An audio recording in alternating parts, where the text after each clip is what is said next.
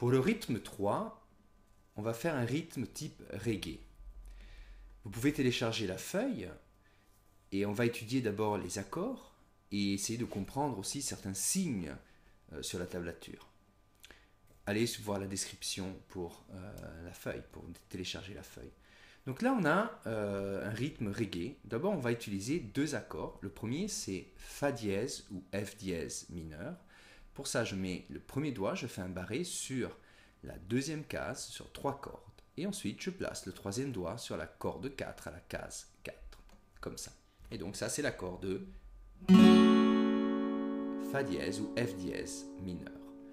Ensuite, j'ai un accord de BM-F dièse. Ça veut dire BM si mineur la note Fa dièse. Ça veut dire qu'en fait, je vais avoir un accord de si mineur, mais j'ai le Fa dièse à la basse, la note Fa dièse à la basse. Et là, la position, c'est 3, 4, 2 et 1.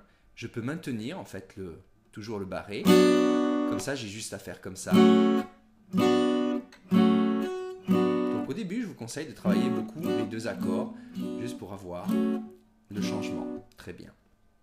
Ensuite, si je regarde la partition, il y a en haut entre parenthèses, il y a 2 croches qui est égale à une noire plus une croche, et il y a écrit un petit 3 dessus. Ça veut dire simplement qu'au lieu de faire des croches, c'est noté comme des croches, mais je ne ferai pas des croches. C'est-à-dire que si je fais le rythme de croche, ça sera 1 et 2, 1 et 2, donc. Mais là, on ne fera pas ce rythme, on fera 1 et 2. Donc au lieu de faire, on fera. Donc entraînez-vous aussi à apprendre à faire ce rythme.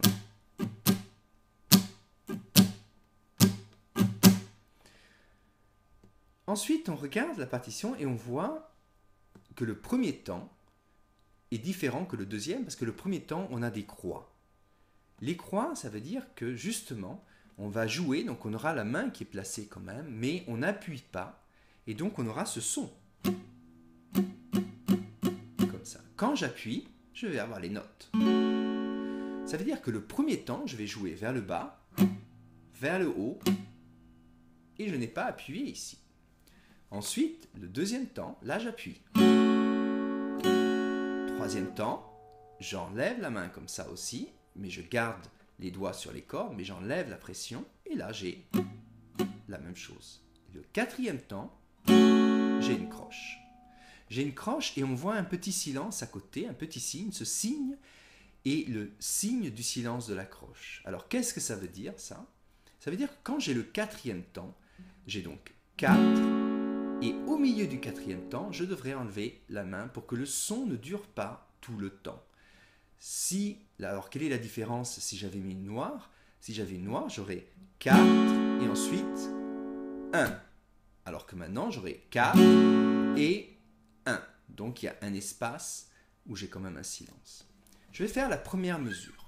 Et là, avec le rythme, donc, quand on fait...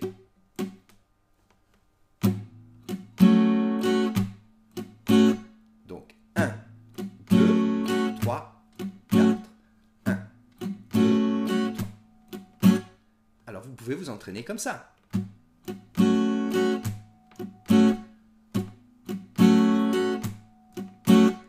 Ensuite, on change d'accord.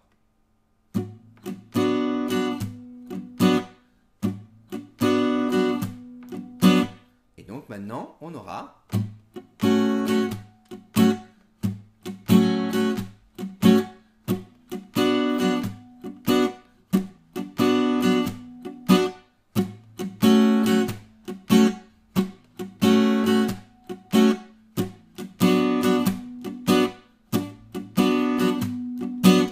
Ça veut dire que je n'ai que sur le deuxième temps et le quatrième temps le son en fait. Le premier temps et le troisième temps, j'ai ce son.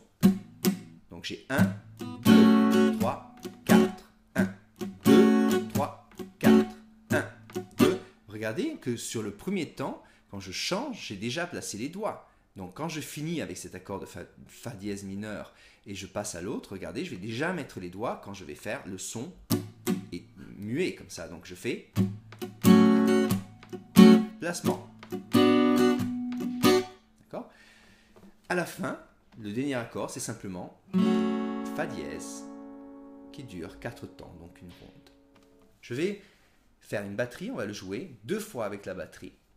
D'accord? Donc la première, donc on a 4 temps, ça va être comme ça en fait, ça sera 1, 2, 3, 4. Et là on commence.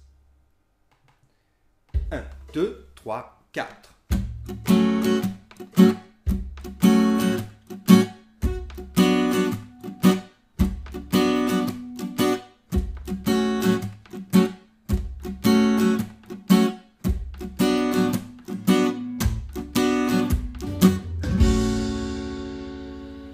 Encore une fois. 1, 2, 3, 4.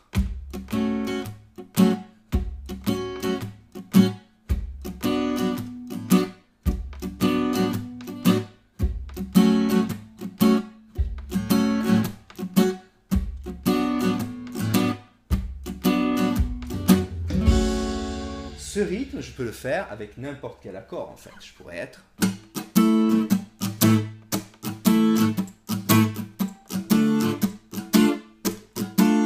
D'accord? Et si vous faites un accord où vous avez des cordes à vide, par exemple le Ré, à ce moment-là, ça sera un peu plus difficile parce que si je fais... J'ai peut-être des cordes à vide. Et donc à ce moment-là, il faudra arrêter avec la paume ici. Donc je fais par exemple... Vous voyez, je ferai ici, comme ça. Et après, j'arrête avec la paume. Mais pour l'instant, pratiquez vraiment avec ces deux accords. Et ce qui est typique du reggae, en fait, c'est que souvent, à la guitare, on va jouer des accords comme ça de 4 notes. Bon travail. Et n'oubliez pas de télécharger donc la partition. Et aussi, vous avez le rythme. Si vous allez dans la description et sur le site, vous allez pouvoir travailler avec le rythme d'accompagnement que je vais mettre.